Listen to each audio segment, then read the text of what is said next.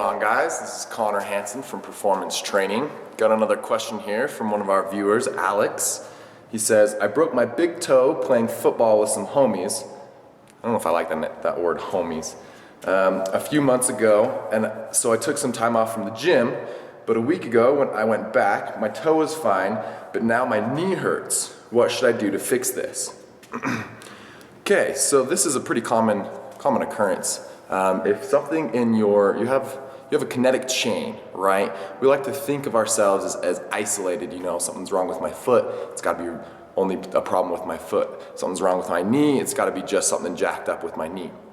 But the truth of the matter is everything affects everything in your body, right? You've got tight ankles, that's going to result in a messed up knee, which will then travel to your hips. And then you got hip problems, you're going to have back problems. You have back problems, you're going to have neck problems. Then you're going to start getting headaches, and your jaw's going to be clicking, and you know all of these things. It just travels up, and it also travels down. You know, you got a bad hips, it's going to affect your knees, it's going to affect your ankles.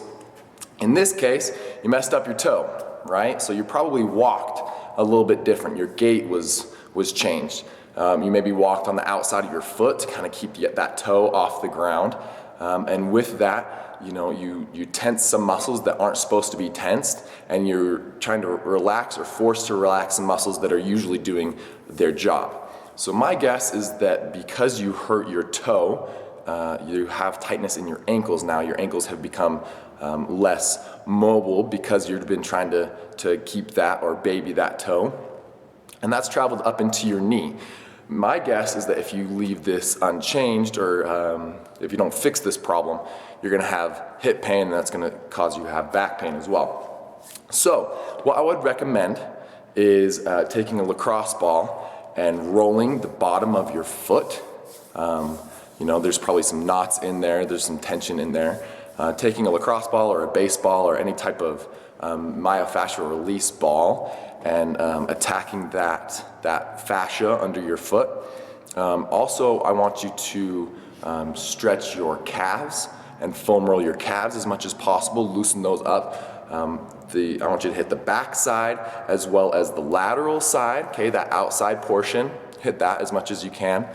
And then to remedy some of the knee issues, I want you to be stretching those hamstrings, because there's a big correlation between tight calves and tight hamstrings. They have the same tie-in point close to the knee, and so if you want to optimize that stretch, I have my athletes just put their foot up on something maybe a foot and a half high, and point the toe to the face, set the hips straight, and then set the hips back. You don't need to do any type of bending or stretching, or because most of the time all you're doing is stretching your back at that point. So get your foot up on something about a foot and a half tall, point the toe to your face, and then set your hips back, and you feel a really, really good stretch in both your calves and your hamstrings. So that's it. You know, fix the problem in your foot most of all, and in your ankle, and then stretch the muscles that tie into the knee as much as possible, and also be really consistent with that. You know, it's not one time is not gonna make a huge difference, but if you are continually doing it twice, 3 times, maybe 4 times a day, it will really fix that knee. As well as when you go back to the gym, make sure that you're doing the exercises properly, especially because when you have tight muscles and you just go in there and you just start hitting the weights like I know you probably want to, it's not going to be beneficial, and it'll probably end up even hurting you even more because you have those tight muscles. Also, the last thing real quick is pay attention to the way that you walk. Make sure that you're getting good plantar flexion, which is where you put that foot down.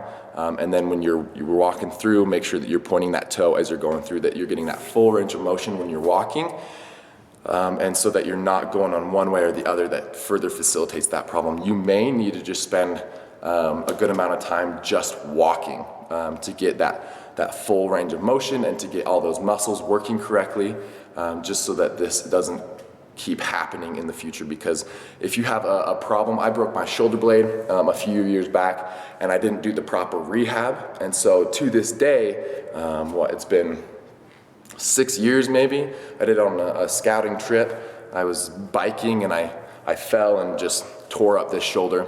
I broke my shoulder blade, and so, but to this day, because I didn't do the proper rehab, I still am having shoulder issues because there's so much scar tissue and stuff in there.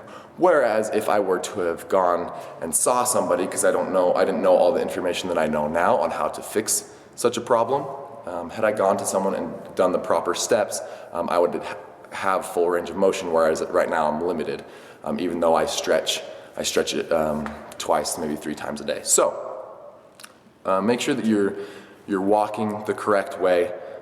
Fix the fascia in your foot, your ankle and your hamstrings, stretch those all out, and then be really, really consistent, and also be really careful, focus on form when you do go back to the gym so that you don't hurt anything else. Done.